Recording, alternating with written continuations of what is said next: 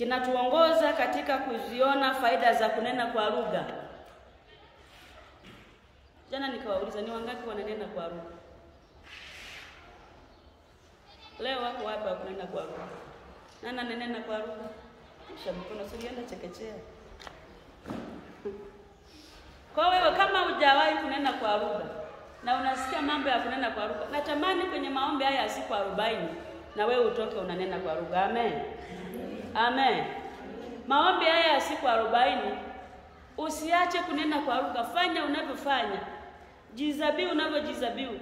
Toa sadaka, mlilie Mungu. Mwambie Mungu, na mimi natamani kunena kwa lugha. Maana ukiwa na kunena kwa lugha, kuna mambo mengi utaepushana nayo. Kuna dhambi nyingi utaziepuka.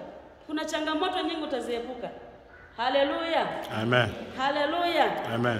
Kwa hiyo lakini Paulo alikuwa na sababu nzuri ya kunena kwa lugha sana.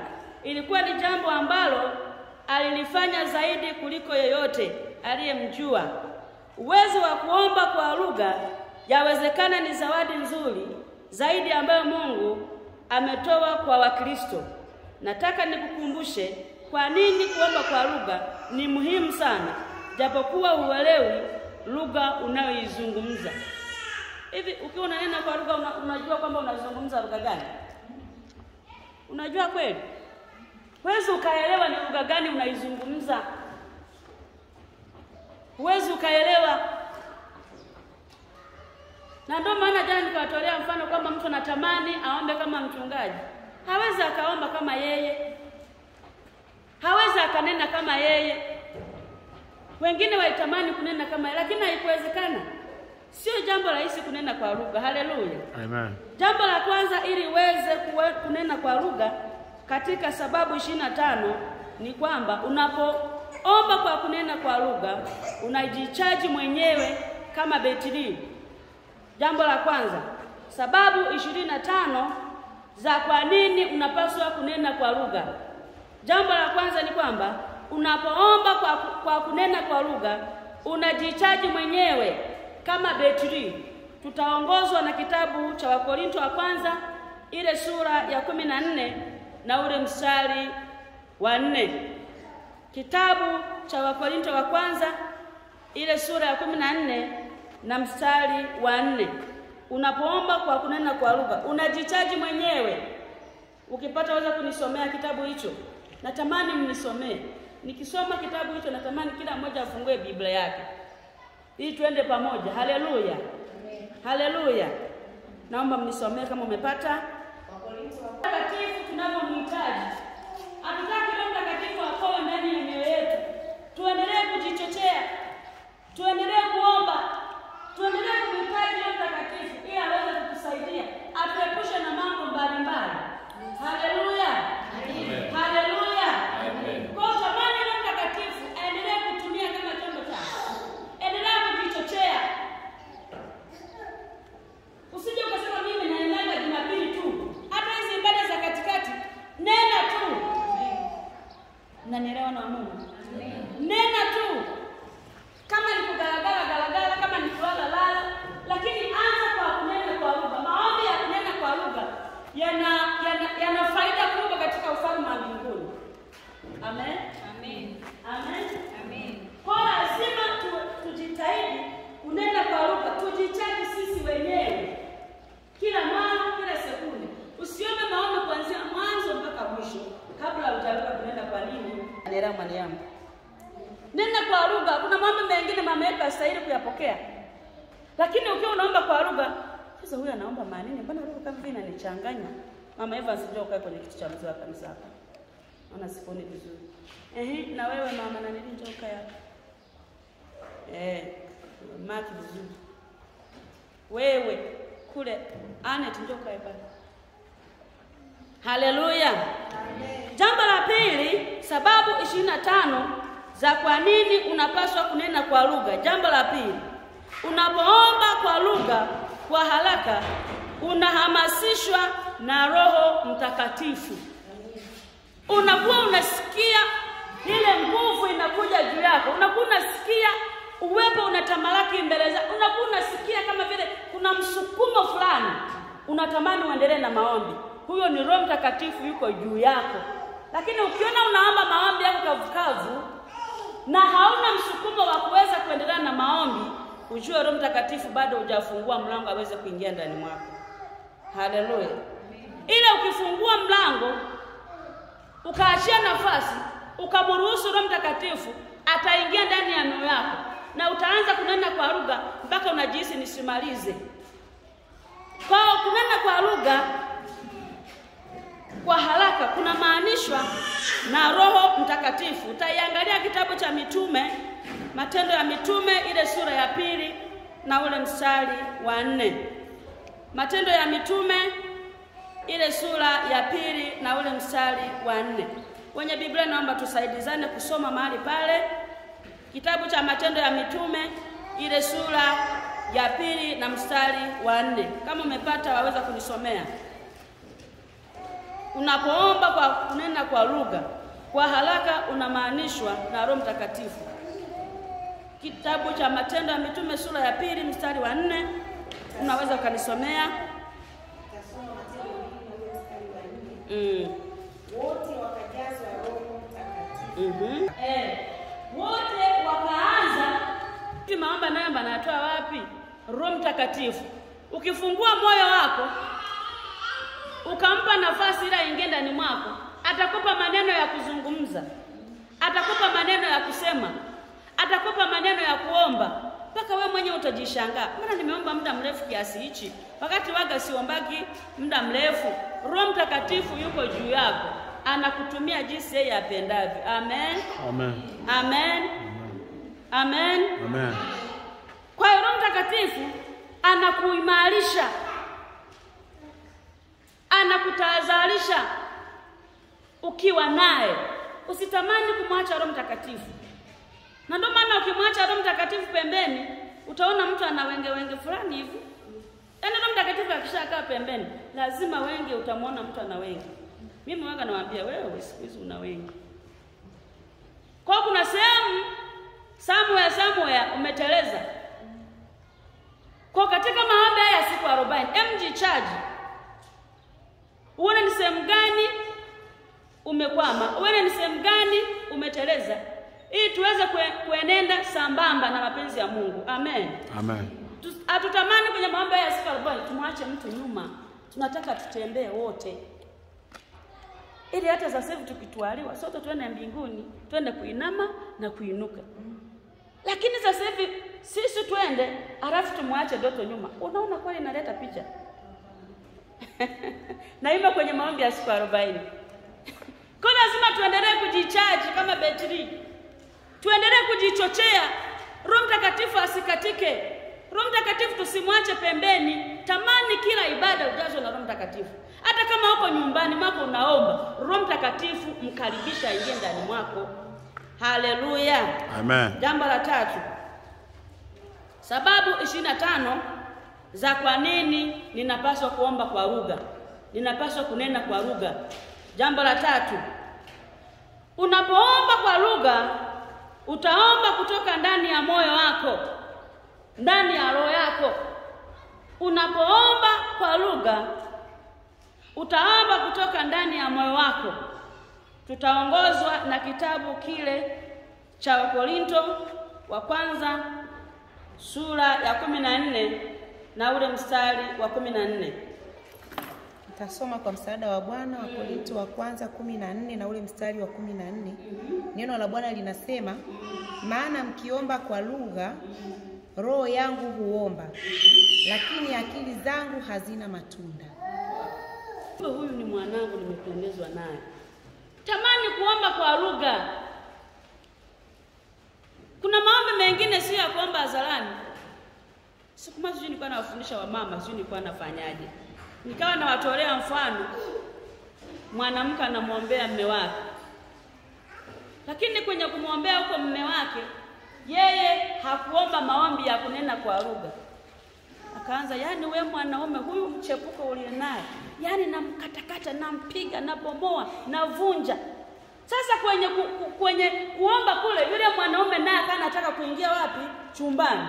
Akakutana na yale maombi. Yaani wewe mwanamke unayepeleka mume wangu, unayemchukua, yaani wewe hawala, mimi nakubomoa kuanzia leo, achana na mume wangu. Yule akasikia. Alivyoingia chumbani, nadhani kuna mambo magani yalitokea. Ngumi za hatari. Lakini pale angelikuwa naomba kwa lugha, haya yote asingelitokea na ndoa yake isingelivunjika.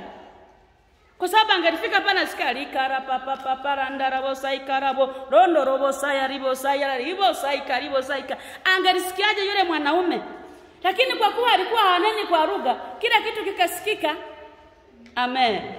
Mwambie mwenzako anza kunena kwa lugha kuanzia leo. Mwambie tena anza kunena kwa lugha kuanzia leo. Una ugonjwa unakusumbua, uko sehemu mbaya kabisa, hata kuutaja mbele za watu ni shida, lakini unataka upeleke mbele za Mungu. Mungu, nina ugonjwa 1 2 3, lakini uko sehemu mbaya, nitafanyaje? Nena kwa lugha kwa kutumia ndimi. Zungumza na Mungu wako kwa asili. Peleka huo ugonjwa wako kwa kunena kwa lugha. Sijui mnanielewa na Mungu. Sijui mnanielewa na Mungu. Sio kutamba yani ninajibu huku, yani Mungu nisaidie, yani hapa kwenye hamna. Nena kwa lugha. Amen. Amen. Zungumza na Mungu wako kwa asili. Maombi mengine sio ya kuweka hadharani. Maombi mengine ni ya kupeleka mbele za Mungu kwa asili. Natamani haya maombi ya siku 40 jamani wote tujazwe na Roho Mtakatifu. Tuanze kuomba maombi ya kunena kwa lugha. Daudi, unanielewa? Hili watu waliokaa pembeni mwetu wasitusikie. Na ndio maana umeme ukikata unasikia watu wanaanza wanaomba taratibu kwa sababu hawajui kunena kwa lugha na wana maombi yao binafsi. Lakini watayatamkaje? Hivi nyewe mmesharifuatilia hilo? Umeme ukikata watu wanaanza yani ni mumuno tu. Unajiuliza nini tena? Ile kama umeme unawaka na mic inatembea, utasikia mtu anajimwaya kweli, sauti inatoka. Haleluya. Haleluya. Kwa hiyo hata umeme ukikata, nena kwa lugha, lakini kwa kunena kwa utumie sauti kubwa. Haya maombi unayotaka jirani yako asiyasikie, basi yaombe kwa kunena kwa lugha ili asiyasikie. Usikae kimya. Mimi siniwasikia leo. Hapo unajua huyu mtu huyu. Nenda kwa roho kuko pembeni. Haleluya. Haleluya. Kwa hiyo unapoomba kwa lugha, utaomba kutoka ndani ya moyo wako. Unafungua moyo. Unamruhusu Roho Mtakatifu anaingia ndani mwako. Haleluya, wana wa Mungu. Wangapi wananielewa mpaka hapo? Wangapi tuko pamoja mpaka hapo? Yes. Anza kunena kwa lugha. Utakuwa nawafuatilia. Yaani mambo yako yanatambulika na kuongozwa na Roho Mtakatifu. Unapoomba katika lugha, maombi yako yanatambulika na kuyuka. Matendo ya Mitume ile sura ya 10 na mstari wa 4 tukatulishaisoma leo. Hebu ndio mtumishi wa Mungu ili watu waweze kusikia, wengine hawajasikia. Amina. Matendo ya Mitume sura ya 2 na ule mstari wa 4. Wote wakajazwa Roho Mtakatifu, wakaanza kusema kwa lugha nyingine kama Roho alivyowajalia kutamka. Kama Roho alivyowajalia kutamka. Unakuwa katika ulimwengu ambao hujawahi kuona kabisa. Lakini sio mtu anaanza kunena kwa lugha alafu anafumbua macho. Huyo bado Roho Mtakatifu hajaingia. Roho Mtakatifu akikukamata, uweze ukajua mtoto yuko wapi, uweze ukajua nimevaaje, uweze ukajua sijui jirani yangu yukoje, uweze ukaelewa kila kitu. Roho Mtakatifu akikukamata. Amen. Maombi ya jana mliaona, Roho Mtakatifu alikuwa ameanza kuingia kazini. Huyu anabubujikia kule, huyu amelala kule, huyu yuko kule, hata atambui mtoto yuko wapi. Roho Mtakatifu huyo akiingia kazini, uweze ukaangalia umevaaje. Maana kuna watu wengine wanakuja kanisani wamevaa vizuri. Lakini ukimwambia piga magoti hawezi. Nakwambia na nguo yangu hii ilivyo kweli nitapigaje magoti? Nilivyovaa vizuri na hapa chini hakuna bado hakujasafaviwa, hakuna simenti, hakuna vigae. Hivi vumbi mimi nitalalaje? Lakini Roho Mtakatifu akishakushika, haijalishi umevaa suti, haijalishi umevaaje, haijalishi umesukaje, Roho Mtakatifu akikushika lazima ugaragare popote pale. Haleluya. Haleluya. Kwa mtumishi wa Mungu anasema jamani pigeni magoti. Mtu anakuambia mimi siwezi. Ila Roho Mtakatifu akiingia mzigoni, utapiga magoti bila hata kuambiwa. Utalala chini bila hata kuambiwa. Utagaragara bila hata kuambiwa. Haleluya. Roho Mtakatifu, tunamhitaji Roho Mtakatifu katika jioni ya leo. Haleluya. Bwana apewe sifa. Unapoomba katika kuomba kwa lugha yako, yatatambulika maombi yako yakiongozwa na Roho Mtakatifu. Yataripotiwa mbinguni. Maana tayari Roho Mtakatifu ameshayakagua. Hatuombi kwa kupayuka hamna. Roho Mtakatifu anatuelekeza omba hivi, fatisha hiki, ukitoka hapa ingia hapa. Ndio maana hata niwaambia hata jana, ukiwa na Roho Mtakatifu atakuelekeza mwanangu vaa hivi. Mwanangu tembea hivi, hili usifanye. Na ukifanya unasikia kama vile yani kuna mzigo umeingia mahali hapa moyoni. Umehukumiwa. Roho Mtakatifu ni mwalimu mzuri. Amen. Natamani ujazi wa Roho Mtakatifu katika maombi haya siku 40. Haleluya. Amen. Haleluya. Amen. Jambo la 5. Sababu 25 za kwa nini unapaswa kunena kwa lugha au unapaswa kuomba kwa kunena kwa lugha au unaweza kupaswa kuzungumza na Mungu wako kwa siri. Jambo la 5. Unaomba katika lugha, papo hapo unaingia katika ulimwengu wa roho. Unaomba katika lugha, papo hapo unaingia katika ulimwengu wa roho. Niliwaambia jana Roho Mtakatifu hayuko mbali. Roho Mtakatifu yuko karibu tu. Ni kitendo cha kuachilia moyo wako na kumkaribisha aingie. Hayuko mbali. Kama unaanza kutafakari, unaanza kumuita, unaanza shuka, hayuko mbali kama unavyofikiria. Ni wewe tu umejiandaaje kumpokea Roho Mtakatifu. Angalia kitabu cha Wakorinto wa kwanza 14:14. Wakorinto wa kwanza 14:14. Maana mkiomba kwa lugha, roho yangu huomba, lakini akili zangu hazina matunda. Maana mkiomba kwa lugha, roho yangu kisha Roho Mtakatifu. Yaani kuna mwingine anajilazimisha tu. Haombe na wazo donaye. Nimewatolea shule jana mimi kipindi sijampokea Roho Mtakatifu na nimpokeaje. Kiongozi wa mruhusu Roho Mtakatifu aingie. Nena kwa lugha sijawahi kunena kwa dini mpya. Yupo siku na utafanyaje? Utaongea kama mimi ninavyoongea. Lakini nilipoenda kwenye semina ya wanawake kule Kagera, nikakutana na somo la ujazo wa Roho Mtakatifu. Nikasema hili ndio nilikuwa nalihitaji. Ili na mimi niweze kunena kama baba anavyofanyaje, anavyonena. Mungu ni mwaminifu. Nilinena siku sijawahi kuona. Kaja namtolea baba ushuhuda, nimeongea kama wewe unavyofanyaje, unavyoongea ukiwa ibadani. Haleluya. Yaani nilikuwa najidai kweli. Sikuwa nasema eti na mimi nimejua sasa. Nimeongea kama unavyokuwa unaongea ibadani. Nilifurahi sana. Hata baba mwenyewe alifurahi. Ndio maana jana nikawaambia ukisikia semina imetangazwa mahali popote au kongamano limetangazwa mahali popote, jitahidi kwa vyovyote vile uende. Yaani kwa gharama zozote uende. Kuna kitu utakinasa kule. Haleluya. Amen. Haleluya. Amen. Haleluya. Amen. Kwa hiyo Roho Mtakatifu yupo karibu tu. Tusimlazimishe. Mtu mwingine anafanya lakini Roho Mtakatifu haingii. Bado kuna kitu hajakiachilia. Bado kuna jambo liko moyoni hajaliachilia. Bado kuna kitu anakifikiria hajakiachilia. Lakini akikiachia Roho Mtakatifu anaingia. Haleluya. Amen. Jambo la 6. Sababu 25 za kwa nini unapaswa kunena kwa lugha. Jambo la 6. Unapoomba katika lugha, watu wengine hawaelewi kile unachonena. Yes.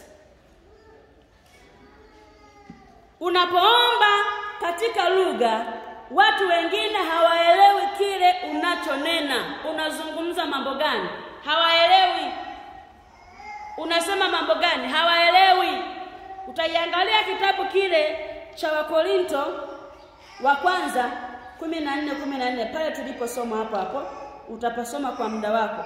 Kwa hiyo unapoomba katika lugha, watu wengine hawaelewi kile unachonena. Unasema nini? Unaongea nini? Unatamka nini? Hawawezi wakaelewa. Bwana Yesu asifiwe. Amen. Ni nani anatamani akiwa naomba asikilizwe na maombi yake? Ni nani? Mengine maombi ni asili. Ni nani anatamani mwingine ayasikie? Hayupo. Kwa nini usianze kunena kwa lugha kuanzia leo? Tunataka tuwabatize kunena kwa lugha katika jina la Yesu. Amen. Amen. Amen. Amen. Mariamu upo. Tunataka tuwabatize. Tena kunena kwa lugha kwa kumaanisha, sio kunena kwa lugha kwa kujilazimisha, kwa kumaanisha. Maana mtu anayenena kwa lugha kwa kumaanisha unamuona. Na anayejilazimisha pia unamuona kwamba huyu hata kama ananena lakini anajilazimisha. Anajilazimisha lakini Roho Mtakatifu haingii. Nyie chunguzeni mtawaona. Haleluya. Amen. Haleluya. Kwa tunatamani tuzungumze na Mungu wetu kwa siri. Tunatamani tuzungumze hilo lugha ambayo haieleweki na itambuliki kwa Mungu wetu. Mungu wetu anaielewa na anaisikia. Lakini huyu jirani hawezi akaielewa. Tamani hiyo lugha ingie ndani mwako katika jina la Yesu. Amen. Amen. Tamani ingie katika jina la Yesu. Amen. Amen. Jambo la 7. Unapoomba kwa lugha, shetani haelewi kile unachoomba. Unapoomba kwa lugha, shetani haelewi unachoomba. Haelewi naomba maombi gani. Utaongozwa na kitabu kile cha Wakorinto wa kwanza 14 kitakuongoza hicho. Ukiwa unaomba kwa kunena kwa lugha, shetani hawezi akaelewa naomba kitu gani. Na hapo ndio tunamshinda shetani. Na hapo ndio tunamshinda adui yetu. Hawezi akaelewa naomba kitu gani. Hawezi akaelewa hata afanyeje. Wakati mwingine upo kwenye maombi, unatamani Mungu mwaka huu ununue kiwanja. Unatamani Mungu akufanikishe ujenge. Unatamani Mungu akupe biashara nzuri. Unatamani akupe mke mzuri au mume mzuri. Lakini uliyekaa naye pembeni wewe ukajua anakutakia mema, hakutakii mema. Amen. Kwa hiyo ukiwa unaomba kwa kunena kwa lugha, yani maombi yako yanaenda vizuri mno. Anashangaa yeye mwenyewe. Huyu anaomba mambo gani? Bwana hata sielewi. Nilikuwa nimemtegea mtego fulani, lakini maombi yake nayo yapeleka mbele za Mungu. Mbona mimi sielewi? Unamchanganya pale, unamzubaisha, anazubadi haelewi kinachoendelewa. Kwa sababu ya kunena kwa lugha. Unazungumza na Mungu wako kwa siri. Wangapi wanatamani kumchanganya shetani kuanzia leo? Wangapi wanatamani kumchanganya shetani jamani? Anza kunena kwa lugha, peleka maombi yako kwa Mungu kwa kunena kwa lugha. Shetani achanganyikiwe. Sijui mnanielewa? Na shetani hapendagi kelele. Ingawa sisi wainjilisti tunapendaga kelele. Ndio akisema amen, unasikia yes, unatiwa nguvu. Lakini shetani hapendagi kelele hata siku hii. Hata siku moja. Unaona hapa tukiwa tunakemea pepo, lakini ukisema kwa jina la Yesu, kwa jina la Yesu, moto, pepo linachomoka kistaarabu tu, kwa sababu alipendi nini? Kelele. Kwa hiyo hata tukipeleka maombi yetu ya kunena kwa lugha, lazima tuzungumze na Mungu wetu kwa siri ili shetani asisikie maombi yetu akaja katuvuruga. Amen. Kama mnanielewa sema amina. Kama mnanielewa sema amen. Jambo la ngapi? La 7. La 8. Kumbe tuko pamoja. Mungu abariki sana. Unapoomba katika lugha, unaweza kusikia sauti ya Roho Mtakatifu kwa kutafsiri maombi yako.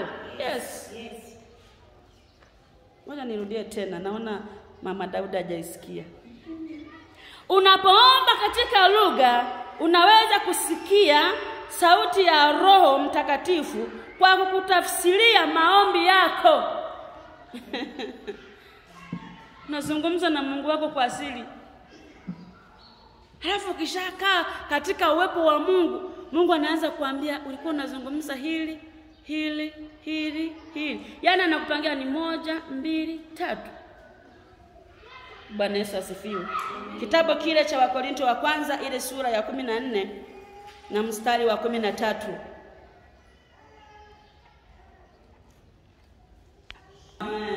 Kwa sababu hiyo yeye anenaye kwa lugha na aombe apewe kufasiri. Kutafsiriwa. 2, 3. Atakupa maelekezo. Anakupa. Wakati mwingine kuna watu wanaotaga ndoto sana. Anaota kabisa. Lakini anajiuliza nimeota hii ndoto ina maana gani? Haleluya. Amen. Ukishaota hiyo ndoto, muulize Roho Mtakatifu. Kaa katika uwepo. Kaa sehemu tulivu. Muulize Roho Mtakatifu, jana niliota ndoto 1, 2, 3. Lakini mpaka saa hii sijajua hiyo ndoto ina maana gani. Roho Mtakatifu naomba unisaidie. Roho Mtakatifu naomba unitafsirie hiyo ndoto ilikuwa na maana gani. Roho Mtakatifu ni mwaminifu sana. Atakwambia ilikuwa na maana hii. Hata bila kwenda kwa pasta. Wewe mwenyewe unajipatia majibu wewe mwenyewe. Haleluya. Haleluya. Shemasi huko. Yaani wewe mwenyewe unajipatia majibu hata bila kumuuliza pasta. Jamani pasta nimeota 1, 2, 3. Hivi mimi ni nini hiki naendelea? Au ni nini hiki? Lakini ukikaa katika uwepo wa Roho Mtakatifu na ukimwambia Roho Mtakatifu, nimeota ndoto 1, 2, 3 lakini sijaelewa kinachoendelea. Je, ni nini kinaendelea katika hii ndoto? Roho Mtakatifu atakuletea mtasari wote. Kulikuwa kunaanza hiki, kinamaanisha hiki, kinamaanisha hiki, kinamaanisha. Anakupa. Bwana Yesu asifiwe. Kwa Roho Mtakatifu ni mwalimu mzuri.